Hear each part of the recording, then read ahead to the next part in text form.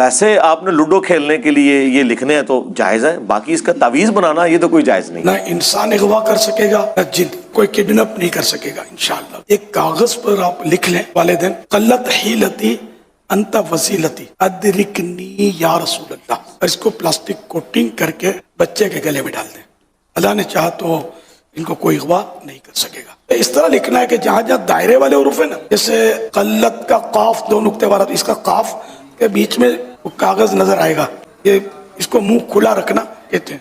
اس طرح جو بھی گول گول حروف آئیں گے نا، واو کا منہ کھلا رہے گا، ادرکنی یا رسول اللہ۔ اب اس میں جا کر ہا کا منہ بھی کھلا رہے گا آخر میں۔ یہ اصول ہے تعویذات کا کہ جب تعویذ لکھیں تو اس طرح ان کے منہ کھلے رکھے جاتے ہیں۔ یہ آپ لکھ لیں، اس کو پلاسٹک کوٹنگ کر کے خود بھی پہن لیں، بچوں کو بھی پہنا دیں، اللہ نے چاہا تو آپ کو کوئی اغوا نہیں کر سکے گا، آپ کے بچے کو اغوا نہیں کر سکے گا۔ ساتھ میں یہ بھی کرنا ہے آپ نے، یا حافظ ہو یا حافظ ہو 11 بار روزانہ پڑھ کر بچوں کو دم کر دیا کریں، اور یہ تعویذ بھی ڈال دیں ان کو۔ ساتھ میں یہ بھی کرنا ہے آپ نے، ہر پارٹ وضو کا جب دھوئیں گے نا وضو میں، اور یا قادر ہو پڑھیں گے تو انشاءاللہ نہ انسان اغوا کر سکے گا نہ جن، کوئی کڈنپ نہیں کر سکے گا انشاءاللہ۔ نہیں ہے۔ ہاں دیکھیں قرآن میں آیا ہے، قرآن میں شفا ہے، سورہ بنی اسرائیل میں۔ کیا اس کا مطلب یہ ہے کہ قرآن جو ہے وہ ایک تھیلی میں لٹکا کے تو گلے میں لٹکا لیا جائے؟ اس سے بھی آسان طریقے سے سمجھا دیتا ہوں۔ سورۃ النحل میں آیا ہے کہ شہد میں شفا ہے۔ اس کا مطلب کیا ہے؟ شہد چاٹنے میں، یہی مطلب ہے نا۔ اس کا آج تک کسی بیوقوف نے بھی یہ مطلب لیا ہے کہ شہد جو ہے نا چھوٹی سی ڈبیا میں ڈال کے نا ایک تعویذ بنا لو۔ تو شہد سے شفا لینے کا طریقہ اسے چاٹنا ہے، قرآن سے شفا لینے کا طریقہ اس کی تعلیمات پر عمل کرنا ہے۔ روحانی بیماریوں کی شفا ہوگی، شرک سے آپ کی جان چھوٹے گی، اور جسمانی بیماریوں کی شفا، جنات کے حملے سے بچنا، جادو سے بچنا، اس کے لیے آپ نے وہ وظائف کرنے ہیں جو اللہ کے محبوب صلی اللہ علیہ وآلہ وسلم نے تعلیم فرمایا ہے۔ یہ ہم نے اورنج کارڈ اس کا 5 اذکار ہم نے لکھے ہوئے ہیں۔ آیت الکرسی کا وظیفہ ہے، آخری 3 سورتوں کا وظیفہ ہے۔ یہ وہ ذریعے ہیں جس سے آپ نے قرآن سے شفا حاصل کرنی ہے۔ تعویذات کو ہم مانتے ہیں، لیکن یہ والی تعویذات جن کو نبی علیہ السلام کہہ رہے ہیں المعوذات، جو صحیح بخاری میں حدیث ہے، نبی علیہ السلام رات کو سونے سے پہلے آخری 3 سورتیں المعوذات، 3 پناہ دینے والی صورتیں 3 دفعہ پڑھ کے ہاتھوں پر پھونک کر جسم پہ دم کیا کرتے تھے۔ اور صحیح مسلم میں حدیث ہے کہ نبی علیہ السلام کے گھر والوں میں جب کوئی بیمار ہوتا یا کسی کو نظر لگ جاتی تو آپ صلی اللہ علیہ وآلہ وسلم آخری 3 سورتیں پڑھ کے اسے دم کیا کرتے تھے۔ تو ہم تعویذات کو مانتے ہیں، لیکن کون سے تعویذات؟ المعوذات، لٹکانے والے نہیں، یہ نمبروں والے۔ یہ نمبروں والے جو حروف ابجد ہیں، اس پہ میری الگ سے ویڈیو ہے۔ یہ ایک زبان ہے لکھنے کی، جیسے محمد کے حروف ابجد بنتے ہیں 92، بسم اللہ الرحمن الرحیم کے 786 مختلف، اللہ کے 66، وہابی کے 24، ہاں کہتے ہیں 24 نمبر۔ ہم جب دعوت اسلامی میں تھے تو ہم وہابی لفظ نہیں بولتے تھے، 24 نمبر کہتے تھے۔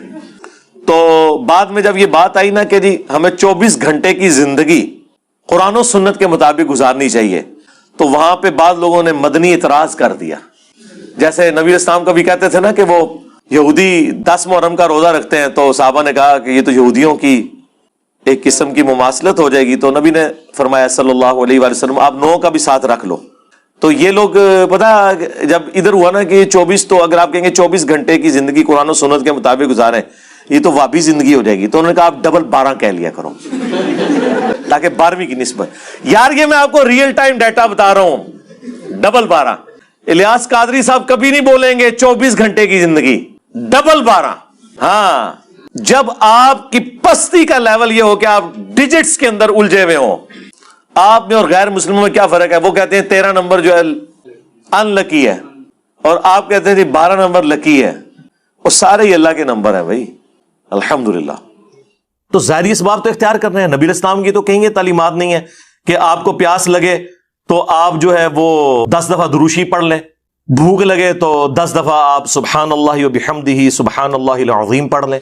میرے بھائی اللہ نے دنیا کو اسباب کے ساتھ جوڑا ہے، تو آپ اس قسم کی چیزیں کیوں لوگوں کو بتاتے ہیں؟ نبی علیہ السلام کی تو کہیں یہ تعلیمات نہیں ہے۔ آپ نے تو ہمیشہ اسباب کو اختیار کرنے کا حکم دیا، اور اس کے بعد مسبب الاسباب سے دعا مانگنے کا حکم دیا۔ صحیح مسلم میں تقدیر والے چیپٹر میں آلموسٹ 50 کے قریب احادیث ہیں، 50 to 60.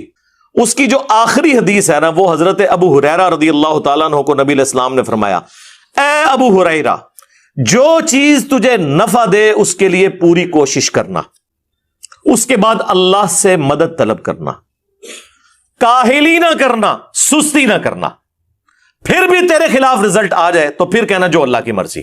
اگر مگر نہ کہنا، اگر مگر شیطان کا دروازہ کھول دیتا ہے. لیکن یہ اینڈ پہ ہے، کوشش پوری کرنا، پھر اللہ سے مدد طلب کرنا، اللہ سے مدد. اس کے بعد کاہلی اور سستی نہیں کرنی، کوشش بھی کرنی ہے اور کاہلی اور سستی بھی نہیں کرنی. پھر بھی رزلٹ خلاف آئے پھر کہنا جو اللہ کی مرضی، کہ ٹھیک ہے اللہ تعالیٰ کو یہ منظور نہیں تھا، اپنی ایفرٹ تو پوری پٹ کرنی ہے. یہ کون سا دین ہے جو آپ لوگوں کو سکھا رہے ہیں؟